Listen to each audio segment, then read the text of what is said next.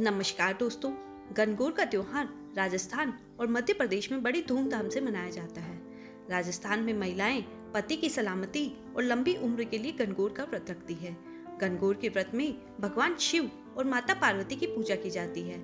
हर साल चैत्र शुक्ल पक्ष की तृतीया तिथि को गणगौर का त्योहार बड़े धूमधाम से मनाया जाता है। इस साल 15 अप्रैल गुरुवार को गणगौर का व्रत रखा जाएगा। दोस्तों, पौराणिक मान्यताओं के अनुसार माँ पार्वती होली के दूसरे दिन अपने मायके चली गई थी और भगवान शिव उन्हें वापस लेने के लिए 8 दिनों बाद गए थे। इसलिए ये त्योहार होली के दिन से यानी चैत्र माह की प्रतिपदा तिथि से आरंभ हुआ था। इसी दिन कुंवारी लड़कियां और सुहागिन महिलाएं मिट्टी के भगवान शिव यानी ईश्वर जी और मिट्टी की माता पार्वती यानी गौरी बनाती हैं और रोजाना उनकी पूजा अर्चना करती है।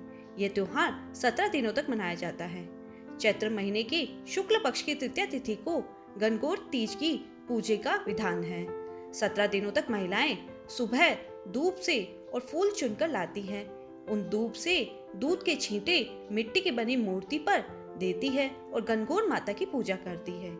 चैत्र शुक्ल पक्ष की द्वितीय तिथि के दिन महिलाएं किसी नदी तालाब के पास जाती हैं और गणगौर माता को पानी पिलाती हैं।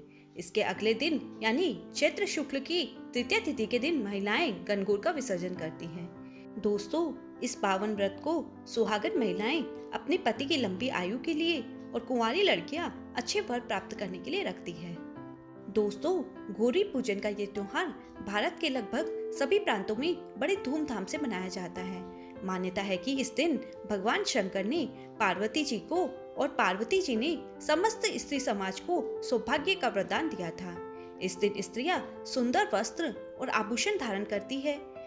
गौरी जी का पूजन दोपहर तक होता है। इसके बाद दिन में एक बार भोजन करके व्रत पारायण करती है। गणगौर का प्रसाद पुरुषों के लिए निषेध होता है। गणगौर पर विशेष रूप से मैदे के गुने बनाए जाते हैं।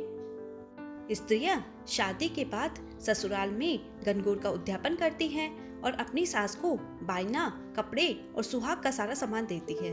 साथ ही 16 सुहागन स्त्रियों को भोजन कराकर हर किसी को संपूर्ण श्रृंगार की वस्तुएं और दक्षिणा देती है। गणगौर के पूजन के समय स्त्रियां गौरी जी की कथा भी कहती हैं। तो आइए दोस्तों, अब हम आपको सुनाते हैं गणगौर की कथा। एक बार भगवान शंकर पार्वती जी और नारद जी के साथ पृथ्वी पर भ्रमण करने के लिए निकले। उसके बाद चलते चलते तीनों एक गांव में पहुंचे। उस दिन चैत्र शुक्ल तृतीया थी। जब गांव वालों ने सुना कि भगवान शंकर पार्वती जी सहित गांव में पधारे हैं, तो उनके आगमन का समाचार सुनकर गांव की कुलीन स्त्रियां स्वागत के लिए स्वादिष्ट और रुचिकर भोजन बनाने लग गईं। भोजन की तैयारियों में उन्हें देरी हो गई। वहीं साधारण कुल की स्त्रियां जैसे बैठी थी, वैसे ही थाली में हल्दी, चावल और जल लेकर दौड़ती हुई शिव पार्वती जी के पूजन के लिए उनके पास पहुंच गई। पार्वती जी ने उनके पूजा का भाव को स्वीकार किया। उनकी भक्ति रूपी वस्तुओं को स्वीकार करते हुए उनके ऊपर सारा सुहाग रस छिड़क दिया, जिससे वह स्त्रियां अटल सौभाग्यवती प्राप्ति का वरदान पाकर लौट गई। इसके बाद गांव की कुलीन स्त्रियां 16 श्रृंगार और आभूषण से सजी हुई अनेक प्रकार के पकवान और पूजा सामग्री लेकर माता गौरी और भगवान शंकर की पूजन के लिए पहुंची। सोने चांदी से निर्मित उनकी थालियों में कई प्रकार के पदार्थ सजे हुए थे।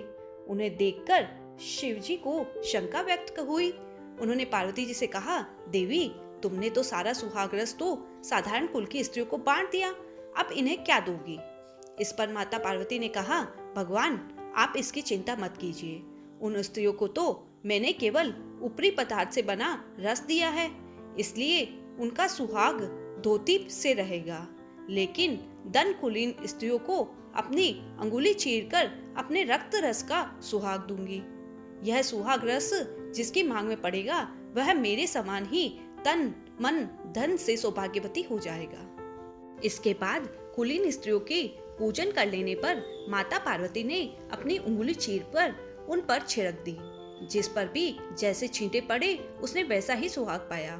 पार्वती जी ने कहा, तुम लोग वस्त्र आभूषणों का परित्याग कर मोह माया से रहित तन मन धन से पति सेवा करना, अखंड सौभाग्यवती की प्राप्ति होगी। पार्वती जी का यह आश्चर्य वचन सुनकर उन्हें प्रणाम कर कुलीन स्त्रियां अपने अपने घर को लौट गईं। इसके बाद भगवान शिव की आज्ञा से पार्वती जी ने नदी तट पर स्नान किया और बालू के महादेव बनाकर उनका पूजन करने लगी। पूजन के बाद बालू के ही पकवान बनाकर शिव जी को भोग लगाया। इसके बाद प्रदक्षिणा करके नदी तट की और माथे पर टीका लगाकर बालू के 2 कणों का प्रसाद पाया और शिव जी के पास लौट आई। इस सब पूजन आदि में पार्वती जी को नदी किनारे बहुत देरी हो गई थी, अतः महादेव ने उनसे देरी से आने का कारण पूछा। इस पर पार्वती जी ने कहा, वहाँ मेरे भाई भावजा आदि मायके वाले मिल गए थे, उन्हीं से बातें करने लग गई तो देरी हो गई। लेकिन भगवान तो भगवान ही थे, वह शायद कुछ और ही लीला रचना चाहते थे। अतः उन्होंने पूछा, तुमने पूजा करके किस चीज का भोग लगाया और क्या प्रसाद पाया? यह सुनकर शिवजी भी दूध भात खाने की इच्छा से नदी तट की ओर चल पड़े। ऐसे में पार्वती जी दुविधा में पड़ गई। उन्होंने सोचा, ऐसे तो मेरी सारी बात खुल जाएगी। अतः उन्होंने मौन भाव से शिव जी का ध्यान करके उनकी प्रार्थना करके, हे प्रभु, यदि मैं आपके अनन्य दासी हूँ तो आप ही इस समय मेरी लाज रखना, ऐसी भगवान से प्रार्थना की। इस प्रकार प्रार्थना करते हुए पार्वती जी भी शंकर जी के पीछे पीछे चलने लगी। अभी वह कुछ ही दूरी पर चले थे कि उन्होंने नदी के तट पर एक सुंदर सा माया महल दिखाई दिया। जब वह उस महल के भीतर पहुंचे तो वहां देखती है कि माता पार्वती के भाई भाभिया आदि सब परिवार सहित मौजूद थे। उन्होंने शंकर पार्वती जी को बड़े प्रेम से स्वागत किया। वह 2 दिनों तक वहीं रहे। उनकी खूब मेहमानदारी भी हुई। तीसरे दिन जब पार्वती जी ने शंकर जी से चलने के लिए कहा तो वह तैयार नहीं हुए। वह अभी और रुकना चाहते थे। पार्वती जी रूठ कर अकेली चली दी। तब मजबूरी होकर शंकर जी को पार्वती जी के साथ चलना पड़ा। नारद जी भी साथ में चल दिए। तीनों चलते चलते बहुत दूर निकल गए।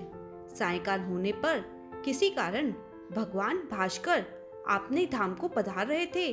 तब शिवजी अचानक पार्वती जी से बोले, मैं तुम्हें तुम्हारे मायके में अपनी माला भूल आया हूँ। इस पर माता पार्वती जी बोली, ठीक है, मैं ले आती हूँ। किंतु शिवजी ने उन्हें जाने की आज्ञा नहीं दी।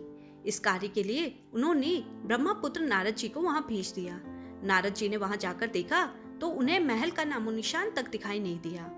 वहाँ तो दूर दूर तक घोर घने जंगल दिखाई दे रहे थे। इस अंधकारपूर्ण डरावने वातावरण को देख नारद जी बहुत आश्चर्यचकित हुए। नारद जी वहाँ भटकने लगे और सोचने लगे कि कहीं वह किसी गलत स्थान पर तो नहीं आ गए। तभी अचानक बिजली चमकी और नारद जी को माला पर पेड़ पर टंगी हुई दिखाई दी। नारद जी ने माला उतार ली और उसे लेकर भयातुर अवस्था में शीघ्र ही शिवजी के पास पहुंच गए। शिवजी को अपनी विपत्ति का विवरण दिया। यह प्रसंग सुनकर शिवजी ने हंसते हुए कहा, हे मुनि, आपने जो कुछ दृश्य देखा वह पार्वती जी की अनोखी माया है। वह अपने पार्थिव पूजन की बात मुझसे गुप्त रखना चाहती थी, इसलिए उन्होंने झूठ बोला। फिर उसको सत्य सिद्ध करने के लिए उन्होंने अपने पतिव्रत धर्म को शक्ति से माया महल की रचना कर दी। अतः सच्चाई को उभरने के लिए मैंने ही उस बाला को उस स्थान पर दोबारा भेज दिया था। इस पर पार्वती जी बोली, मैं किस योग्य हूँ? तब नारद जी ने सिर झुकाकर कहा, माता पार्वती जी, आप पतिव्रताओं में सर्वश्रेष्ठ हैं। आप सौभाग्यवती आदि शक्ति हैं। यह सब आपकी पतिव्रता धर्म का ही प्रभाव है। संसार की स्त्रियां आपके नाम का स्मरण करने के मात्र से ही अटल सौभाग्य प्राप्त करेगी और समस्त सिद्धियों को बना और मिटा सकती है। तब आपके लिए यह कर्म कौन सी बड़ी बात है? माता, गोपनीय पूजन अति शक्तिशाली और सार्थक होता है। जहाँ तक उनके प्रतिव्रता प्रभाव से उत्पन्न घटना को छिपाने का सवाल है, वह भी उचित ही जान पड़ती है, क्योंकि पूजा छुपाकर ही करनी चाहिए। आपकी भावना और चमत्कार पूर्ण शक्ति को देखकर मुझे बहुत ही प्रसन्नता हुई। मेरा यह आशीर्वचन है कि जो स्त्रियां इस तरह की गुप्त रूप से पूजा पति के लिए मंगल कामना के लिए करेगी, उन्हें महादेव जी की कृपा से दीर्घ आयु पति का संसर्ग मिलेगा और उनकी समस्त मनोकामनाएं पूर्ण होगी। फिर आज के दिन आपकी भक्ति भाव से पूजा आराधना करने वाली स्त्रियों को अटल सौभाग्य की भी प्राप्ति होगी। हमारे चैनल को लाइक, शेयर और सब्सक्राइब करना न भूलें।